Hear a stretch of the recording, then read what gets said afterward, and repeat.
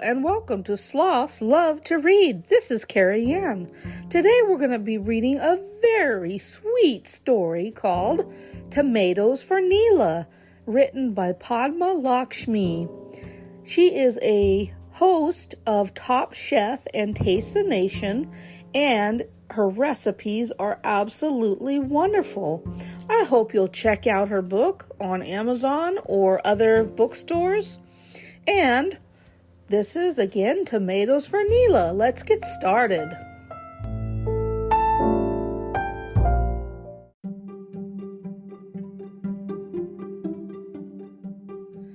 Neela loved cooking with her amma in their cozy kitchen. There was a lovely portrait of her pati that hung over them, watching them cook. Neela and her mama made all kinds of yummy recipes. There were cakes and puddings and sauces always bubbling away. Amma scribbled all their recipes into a big notebook. It was always open. Neela loved to sit on the corner and copy the recipes into her own notebook too. Among the spices and nuts, there sat another cloth-covered book on the shelf. This one looked old and important, like it was full of spells and belonged to a wizard. But it had actually once belonged to her pati, and one day it would belong to Neela. Saturday was Neela's favorite day of the week. They were going to the green market. The market was always buzzing with customers and now brimming with crops from the end of summer. Juicy ripe peaches and plump blueberries, golden corn topped with stringy silk so shiny it looked like the hair on Neela's doll. The best time of year. And best of all, tomatoes. Neela smiled at the heirloom tomatoes with their funny shapes and ridges. Amma explained they are called heirlooms because their seeds are passed down from season to season, so they always maintain their deep flavor. These tomatoes reminded Neela of Pati's cookbook. Neela and Amma brought back a bag bursting with plump, juicy plum tomatoes. Plum tomatoes were the best for making her pati's favorite tomato sauce because they had fewer seeds.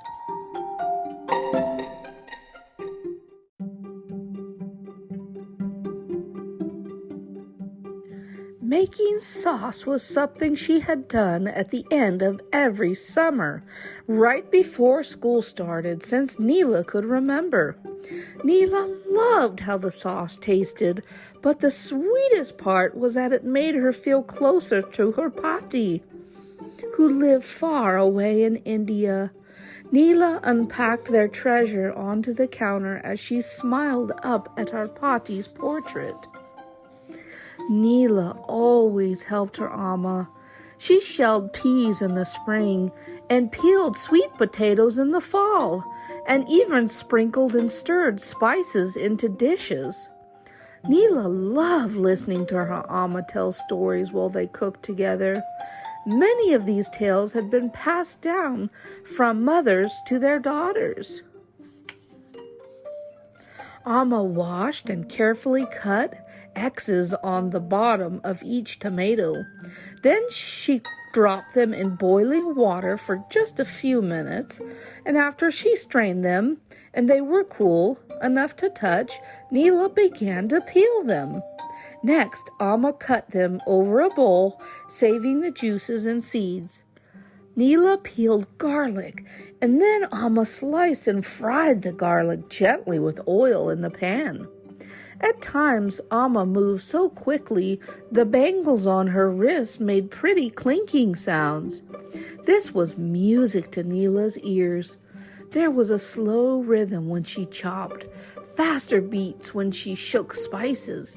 But the loudest and most fun was when her amma shredded carrots with a box grater. When the garlic was just barely golden, Amma added the tomatoes to the pan. Neela shook in the salt, and Amma stirred, her bangles clicking and clanking. Neela danced around to the rhythm of the bracelet's music. Then she dropped in a few bay leaves so that Amma could stir again. Amma put a lid on the pan and showed Neela how to carefully lower the flame, just so. The sauce simmered, and the room smelled deliciously of warm tomatoes and roasted garlic. Did you know that tomato comes from an old Aztec word, tomato? They traveled from the New World all the way to Europe and even India long ago, Amma said. People thought tomatoes were pretty, but feared they were poisonous. Neela laughed at the idea of being afraid of a tomato. Over the years, people in Spain and Italy began to cook them in sauces and stews and found that they were just delicious. Neela wrote these notes down in her recipe book in clear letters. She was excited to show her Pati when she had learned about tomatoes and how she could make the family tomato sauce when she would come to visit in the winter. "Sauce is ready. Want a taste?" Amma asked. "Yes," Neela said, and she ate slowly, letting the warm sauce coat her mouth. This was the taste they would savor all winter when the air grew cold and tomatoes were no longer in season. "But why can't we just buy tomatoes then, Amma?" "Because tomatoes grow on vines on the longest days of the year when it's hot enough to go swimming. They need to swim in the sun." Amma explained that tomatoes picked when in season not only taste better, they are better for you. It's best to have fruits and vegetables when Mother Nature likes to grow them near us, Amma said. All Neela knew was that cooking tomatoes in summer would make her happy in the winter too. Made into simple pasta sauce or yummy chutney, used to stew beans for chili, or turned into salsa for enchiladas. The tomatoes would fill containers and canned jars that would be the pride and joy of their kitchen. Now they just had to save enough to have tomatoes in the winter. Neela placed a special jar of tomato sauce in the back of the cupboard that she would save for Pati's next visit. That way she could be a part of this special Saturday too. One day soon they would share these sweet flavors together. And at the end of this book, here is Pati's tomato sauce recipe. It looks absolutely delicious, and there's also a recipe for tomato chutney, which also looks absolutely delicious. Here's a little sentence about the author. "Some of my fondest memories from childhood are of cooking with the women in my family. It is the foundation for all I have spent my life working on. Today, I love sharing my passion for cooking with my daughter, Krishna. Our most treasured times together are spent shopping for ingredients at the farmer's market and running home to cook our bounty for the evening's meal. Nothing brings us closer than food. It helps me connect her to our culture. It's a time for stories and family history, and I use these cooking activities to teach Krishna not only how to cook, but what to cook and when.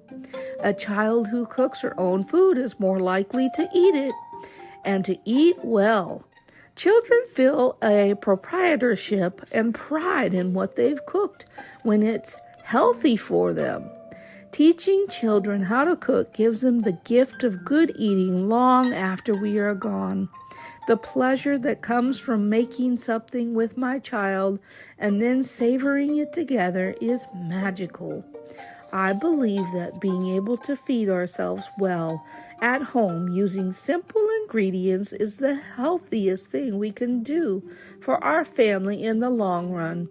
My hope is that you will use the recipes in this book to bring your family together in health and happiness.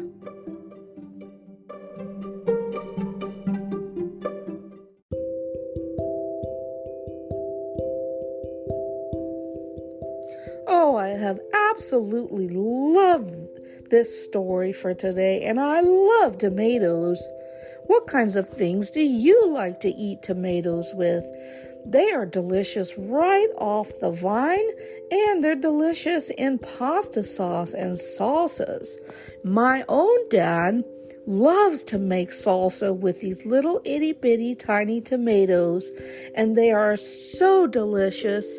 And grape tomatoes and cherry tomatoes are so fun to pop in your mouth and eat. They are so delicious. I hope that you will check out this book, Tomatoes for Neela by Padma Lakshmi.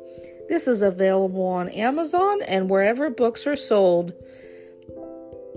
Have a wonderful day, and thank you so much for listening in. Bye-bye for now.